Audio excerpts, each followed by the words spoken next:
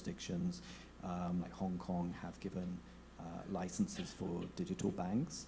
And there was another question around the digital identity and EKY scheme, which I know you're looking at implementing here. So maybe a little update on that one would be appreciated. Okay, hello. This is better, okay.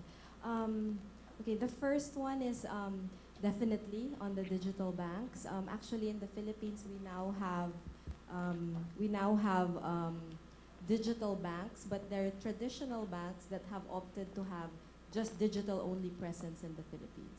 And so that's one model. But the purely digital, there are also some in the pipeline. But our regulations are still currently using the traditional model. So definitely, we are looking at how the regulations need to be adjusted, in terms of capital requirements, what we will look for in terms of technology capability. So that is in the pipeline, but even without that framework, we are already engaging these digital-only banks that want to have presence in the Philippines. On the digital ID, very important infrastructure for fintech and financial inclusion. So for those who may not know, we do not have a national ID, but only up until 2 years ago last year, national ID law has been put in place, and the beauty of this is that it is a digital foundational ID, much like what has been rolled out in India. And we are, ADB has been supporting this effort as well. And we want to leverage this digital ID for financial services, for accessing credit, for opening accounts, for KYC. So definitely that's something that we are looking forward to. Robin, very, very quickly, if I may, because I saw 2 questions here, and that, I want to say it not only because we have ADB beside me, but one is on agriculture. And, the problem with access to finance for the very excluded, which are the smallholder farmers, is that they are really difficult to bank in terms of their bankability and their capacity to pay. And we are now working on a pilot supported by the ADB on identifying smallholder farmers that are already in organized value chains and trying to see how we can develop capacity of our banks to be able to increase their appetite to lend to these farmers because they are in organized agricultural value chains. I think hopefully that will have some effect. And financial literacy is the other question. Again, ADB is supporting us here. A 2-step approach, we are including it in the K-12 curriculum with our Department of Education. Studies on studies have shown that if you start them young, they develop these habits when they grow old, and as children, they also influence the adults in their community and in their families. And so this is a longer-term approach. Short-term, we're working with the industry with fintechs and financial service providers on delivering digital literacy.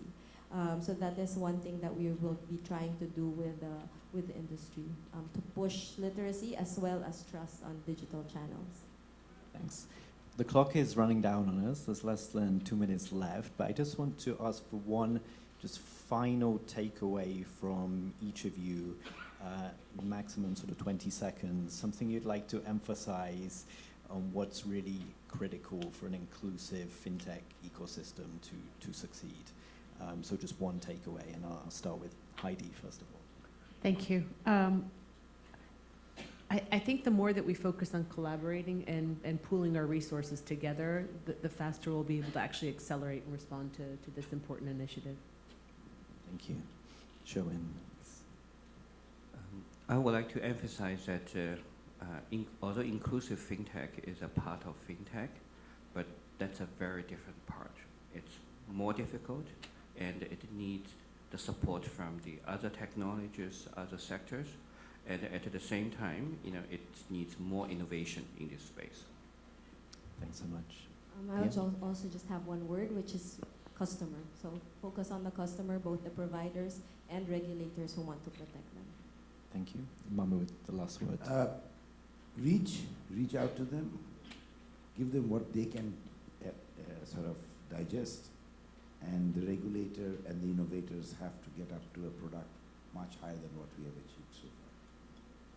Thank you so much. Thanks to all the panel. I think we've had a tremendously rich discussion, and we've seen that the task of integrating technology and new actors into the financial system is challenging. There's pitfalls and risks to be navigated, but there's also enormous opportunities as well when it comes to the potential gains for financial inclusion, but also all sorts of other policy objectives as well. And I think what's also come across really strongly is the need for collaboration, new forms of innovative partnerships. And so I think we can conclude by stating the well-known proverb that we might move faster by going alone, but we're going to go a lot further by working together.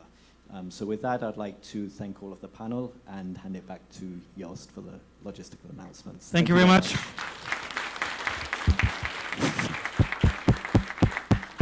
So I don't get a mic. Yeah, thank you very much to the panelists and our moderator, Robin Newnham. It's now time for heavy networking. We have 25 minutes coffee break. When you hear the Nepali gong, that means please come back. Okay. Thank you very much and see you in 25 minutes.